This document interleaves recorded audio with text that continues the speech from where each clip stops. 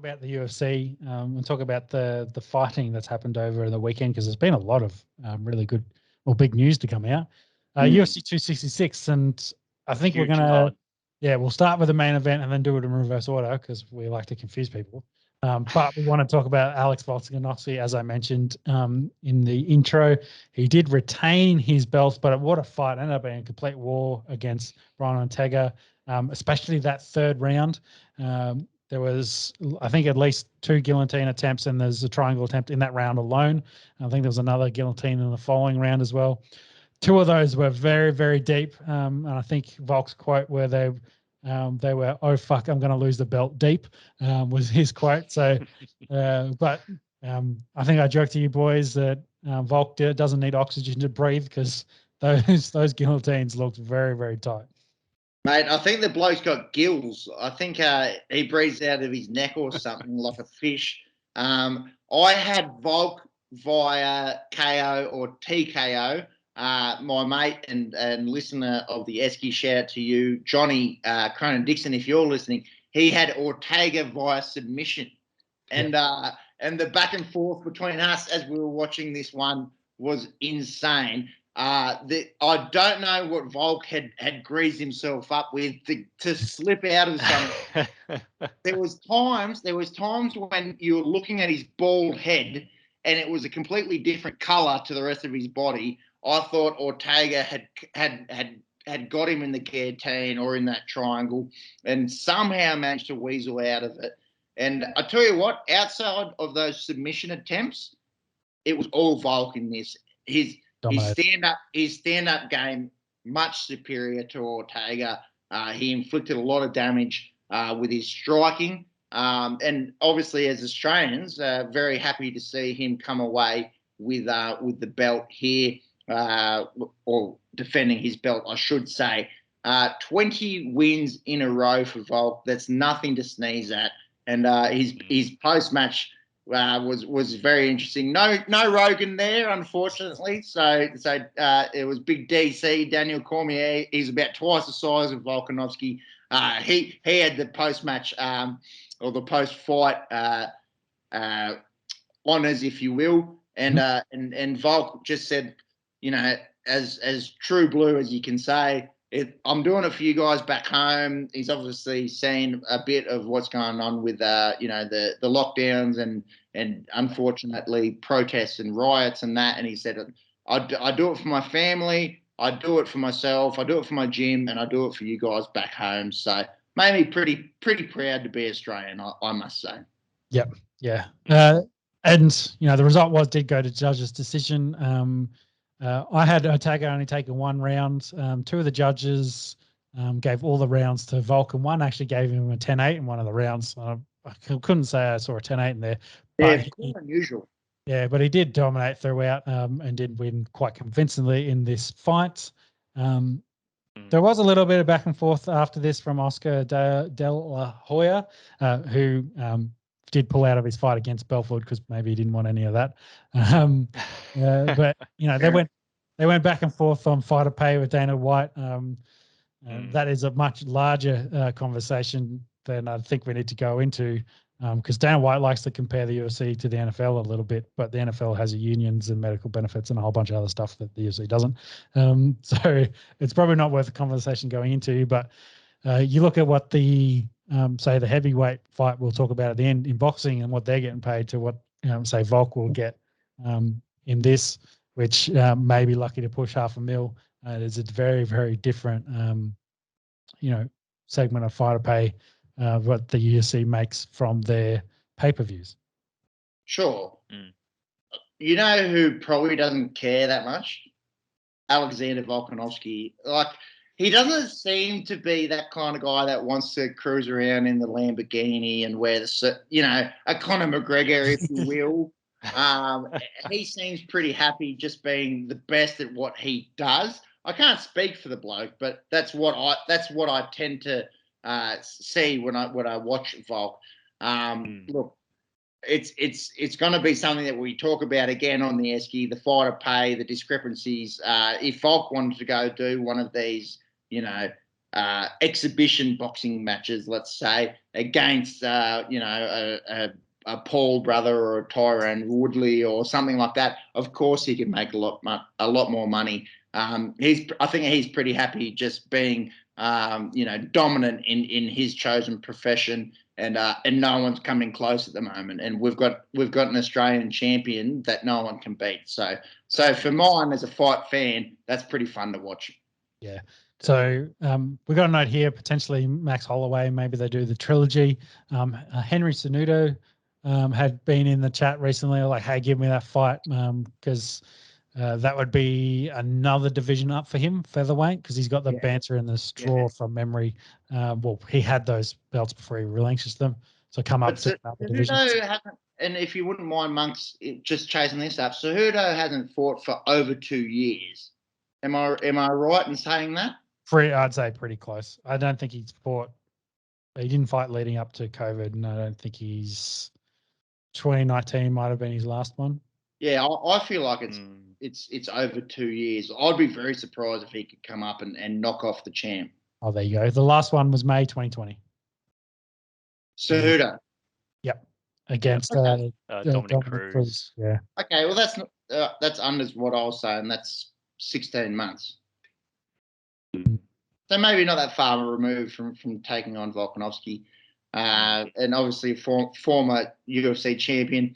Look, for me, I think it's got to be a Holloway three-peat, a trilogy. I think that's what the fans want to see. There was bloody Conor McGregor as well, and I think Volk as well was like, wait until you get down to this division. You haven't been able to cut down to this division in 5 years or something like that. So, yeah, I don't see that happening.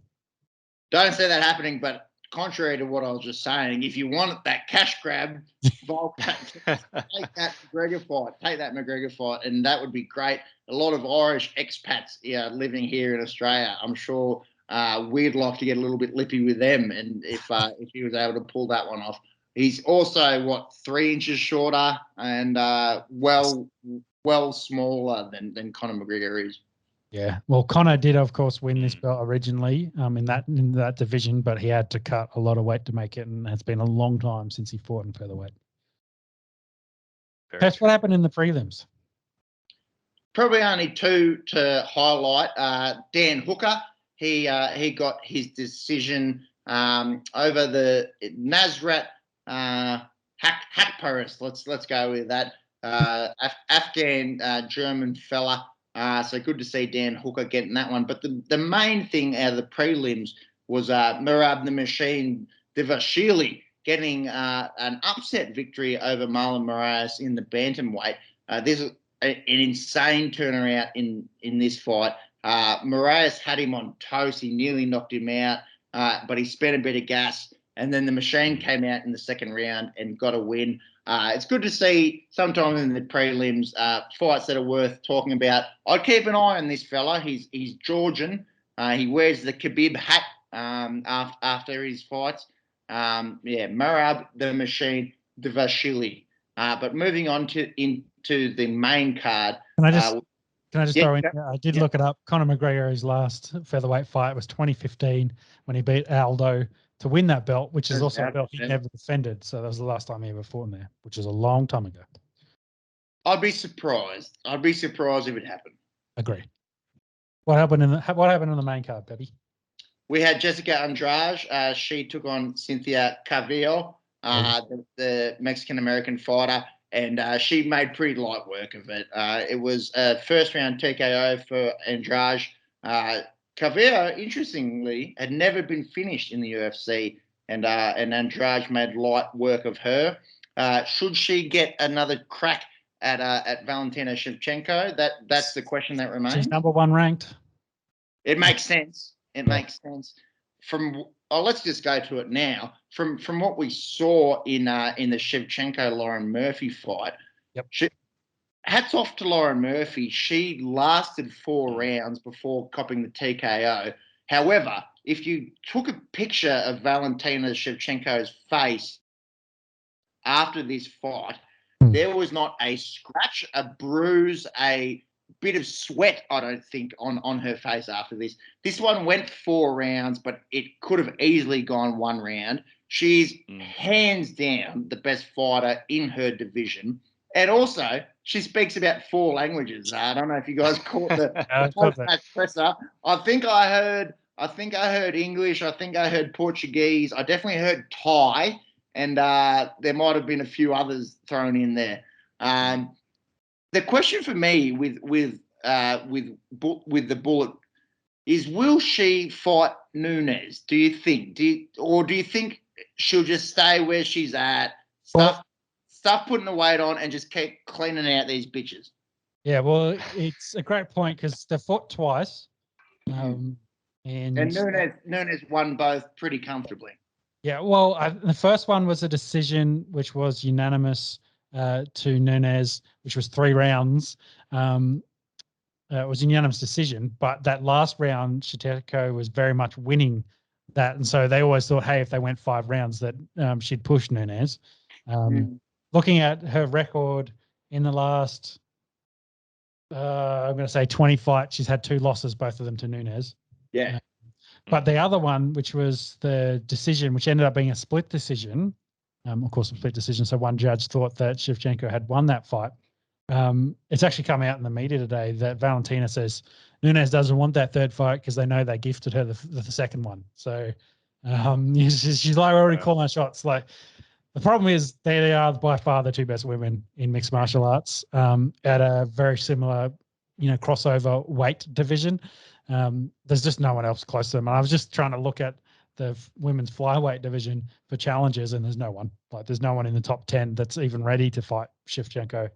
They're just too small. It just makes sense for Shevchenko to go up than any of these smaller girls, like a Rose Namajunas or a Zhai Wang or one of these smaller girls to go up.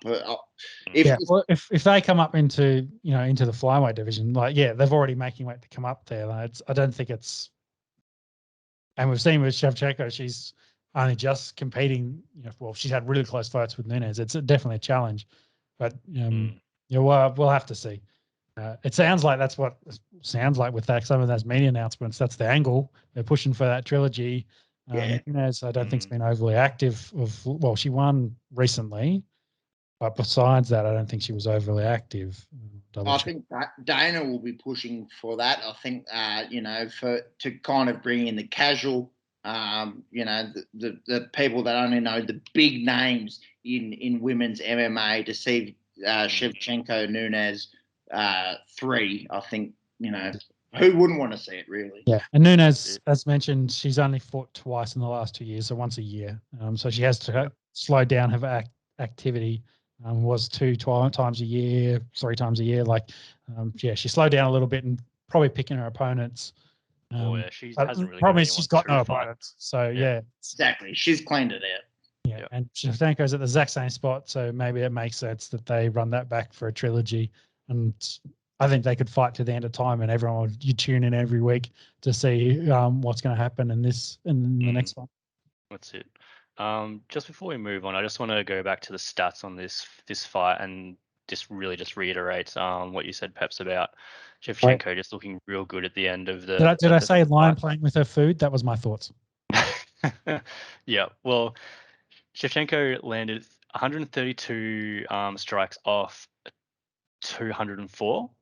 Murphy landed 19 strikes off 100. Killed her. And look, to your point, Sean, I think that's more strikes than the food would land on the Lion.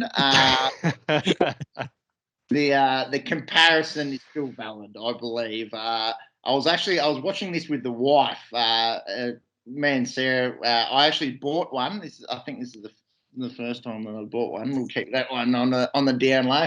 And Sarah was looking at Bullet, just going, "Oh, she's scary."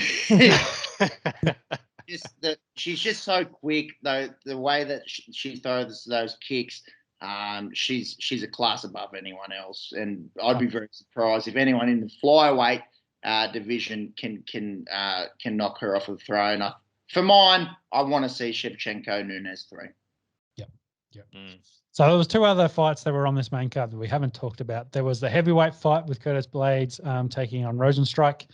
Blades did win by unanimous decision. A bit of a classic Blades fight, from my opinion. Wrestled the shit out of it, took the takedowns, avoid the power shots because he did get his eye messed up from one of them. Nice knee, some nice punches there. But yeah, it's classic Blades. Get it to the ground, beat his opponent up, win by decision. So nothing too much to write home about in this one for mine. Yeah, a few boos coming out from the crowd. I can understand it. Not the most entertaining fight, I suppose, for the viewer, for the punter. I thought Rosenstrike might have tried to be a bit more aggressive, try and take him on with his striking, which we've seen be so deadly in the past. But Blades is a world-class wrestler, and he knows his strengths. He doesn't need to go out there and put himself at risk by standing up. He got his takedowns. And look, like you mentioned, Sean, Rosenstrike landed that knee. 1 or 2 more of those land on Curtis's head, and it's good night, Curtis. So played it really smartly, I thought, did Razor Blades, and that comes away with the heavyweight win there. Yep. Marks, can you get me some statistics on the middleweight fight between Robbie Lawler and Nick Diaz? While I give it an intro, I want to know their strikes, their total punches thrown, because the Robbie Lawler versus Nick Diaz, on the other hand, was a slugfest or a gunfight, as in they just came out and threw everything at will. Robbie Lawler, for me, did look more explosive and threw the better hooks, but Nick Diaz looked slower, but everything he threw landed. It was just very crisp with his boxing, no threat of takedowns in this one. It was going to be all strikes, and it was plenty of strikes. Did finish in the second round with a TKO to Robbie Lawler. A lot of respect between the blokes. 16 years in the making. Third round, sorry. Yeah, I thought it went a little bit longer than that. Third round TKO. I think that was probably my undoing in the notes there, but yeah, look, how good was this to see two older guys? We've spoken about it on the Esky before, when you see old guys and they look kind of washed up and it's scary and it's sad. These guys still look like they could fucking pound, and hats off to them. Robbie Lawler, former champ. Diaz, who hadn't fought for 6 years, was it, at UFC level? And like you say, Sean, look, he was a touch slower, but he could land them. And this was really entertaining and good to bring in kind of the older fan, people that had kind of followed the sport for a little while. And always love this. And to see Lawler and Diaz going at it again. It's 1-1. Any chance that they run it back once more? They might both be 40 when they do it. Yeah, for Nick, I don't think they'll run this one back for Nick. It was kind of interesting, some of his comments. It seems like he was kind of pressured into this more than not, and that might have contributed to the weight change in the middleweight. Like he wasn't into this, trying to do the weight cut to go down from what ended up being a middleweight fight down to welterweight. So yeah, it was a bit interesting. Some of the chat for that, and some of the stuff wasn't right with Nick in his post match, post fight was what he was saying. But I think there's potentially some fun fights there they can have for Nick. Definitely draw eyeballs like this kind of one running back Robbie. That's where combat sports is at the moment. That's kind of what everyone wants to see, is those interesting fights that draw you in. So yeah, he's not going to get anyone ranked. They'll have to find someone that makes sense for Nick. But yeah, Robbie Lawler, of course, not ranked either. Not sure he also needs some fun fights, probably to finish out his career too. Do they run it back? Potentially not, I don't think. It's kind of interesting how this ended. Nick Diaz kind of took a big shot. I think it was a right hook and stayed down on his knees and didn't get back up. Looked like he may have broken his nose, and that was it for him. And yeah, if his heart wasn't in it and wasn't really in the space, even though, hey, it was a fight, and he, that was a reason. I was like, hey, I'm done. I've already getting wailed on. We've beaten each other up. You've seen enough. I broke my nose. I'm done.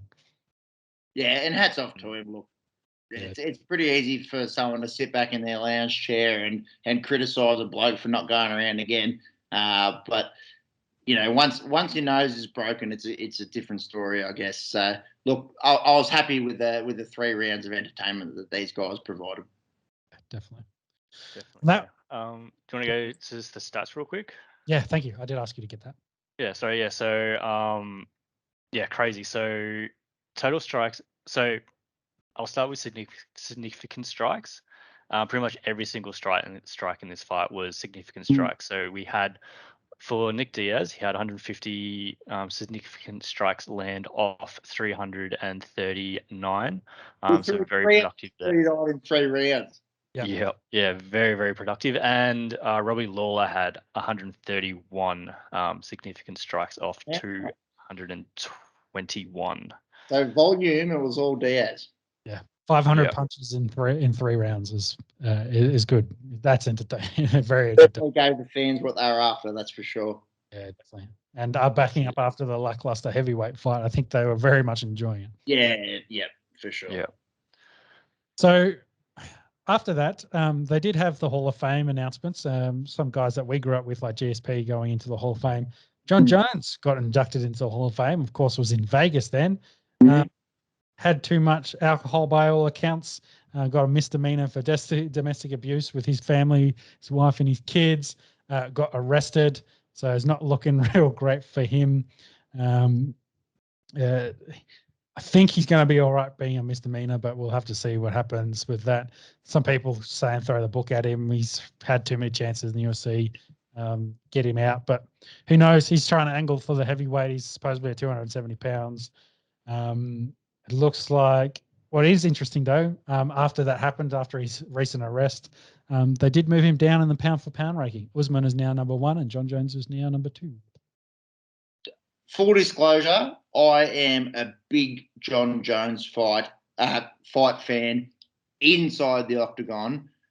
This out of the octagon behaviour, it's got to stop. It's making it really hard, on John Jones fans, let alone what's happened, here domestically. We don't know the full details. I don't want to get into it too much, but we're talking about a guy who should literally be spoken about as up there in the conversation of being one of the best fighters of all time, and just keeps having these out of the octagon indiscretions.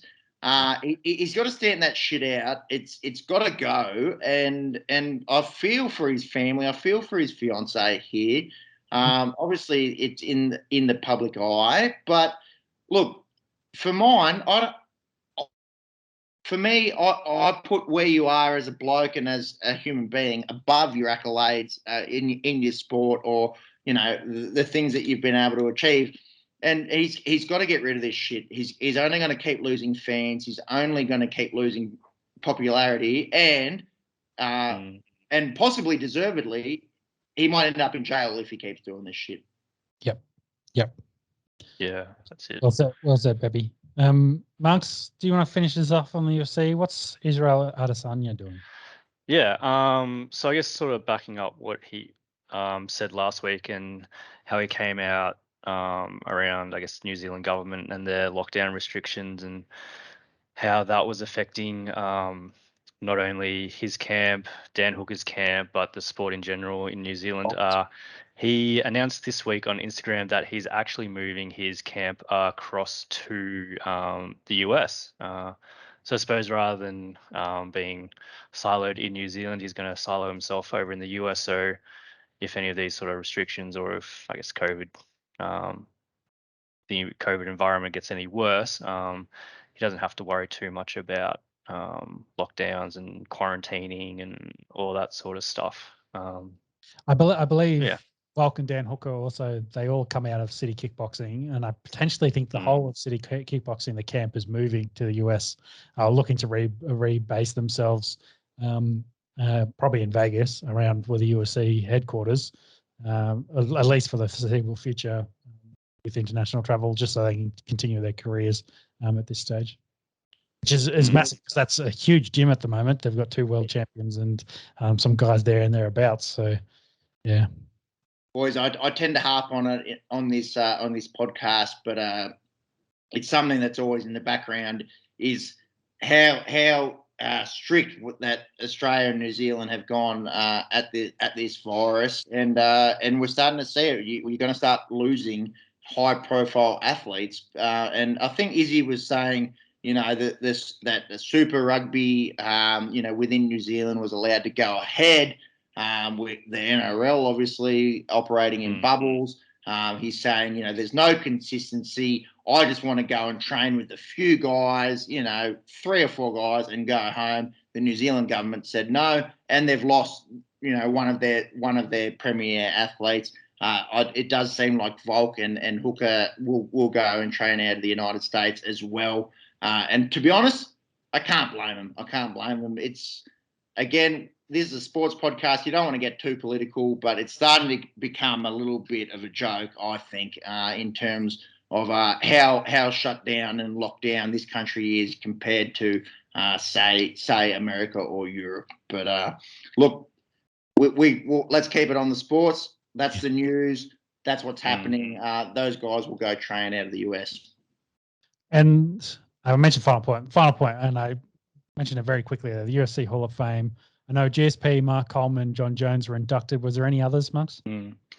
I believe if I'm I've glossed looking, over that very quickly, but they are all excellent names in there. yeah, no, that's it. I also just remembered it when we're talking about John Jones, because he got inducted for his fight with Gustafsson back in the day.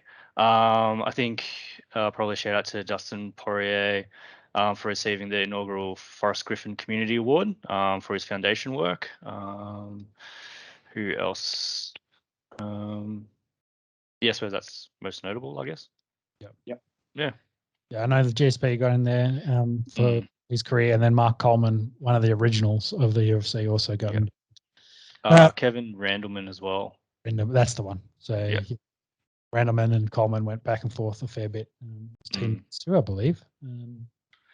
So to finish our combat sports news, we should talk about boxing. And Anthony Joshua had his fight on the weekend, and he lost. He went down to the Ukrainian.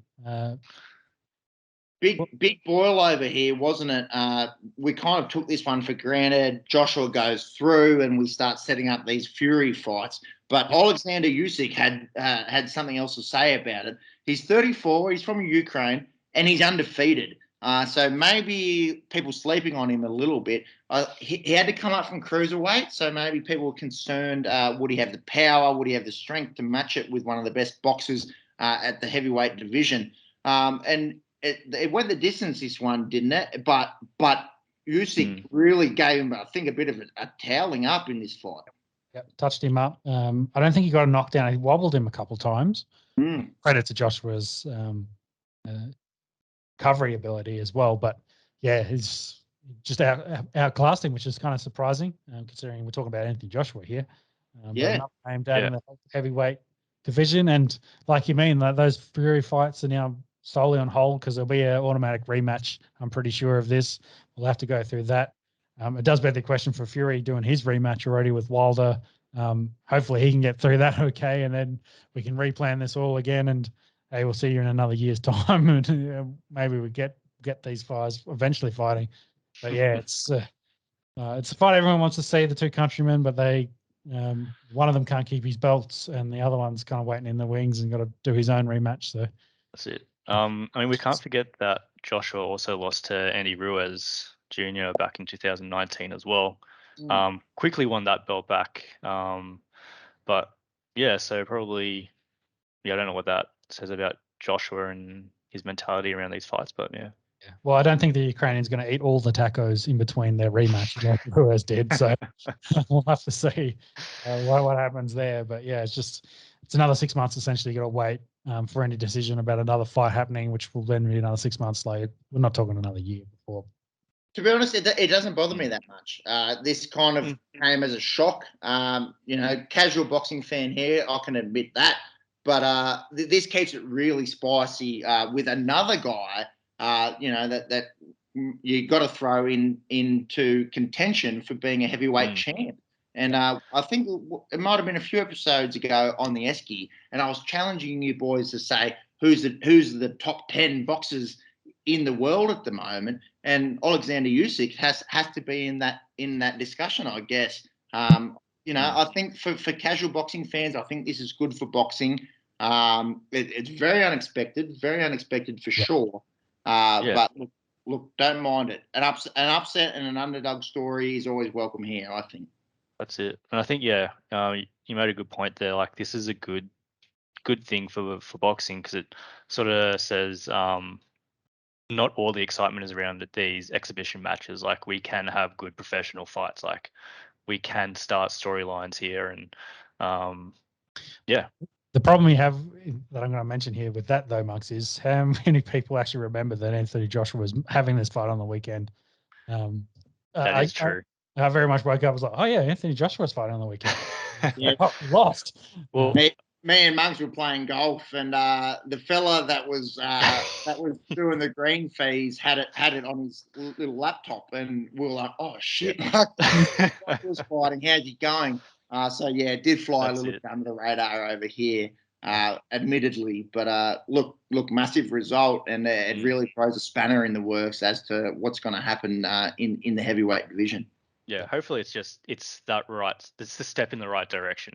Like, exhibition fights are going to be where it's at for the moment, but it'll take time. But yeah, hopefully we can get more of these sort of fights, more of these sort of competitions across all the weight classes, and then it gets better. Monks, did you want to mention anything more about Manny Pac after you talked about it in the intro? Not too much, really, I guess. So yeah, obviously he retired. I think he had a 62 and 8-2 record from yes, yeah. It, Great. It's a monster as a boxer. Dynamite power. You can't say much more about Manny. He's an absolute legend. Great politician, I heard as well. Vote one, Pacquiao. Great basketballer as well. Yeah. Apparently. Hey, here's one for you. The number one sport in the Philippines? Basketball. Basketball mad. Unfortunately, for whatever genetic reason, not one that comes with Filipino genetics, but they love their basketball and they love Manny Pacquiao. So shout out to him for a stellar career. That's it, definitely, yeah.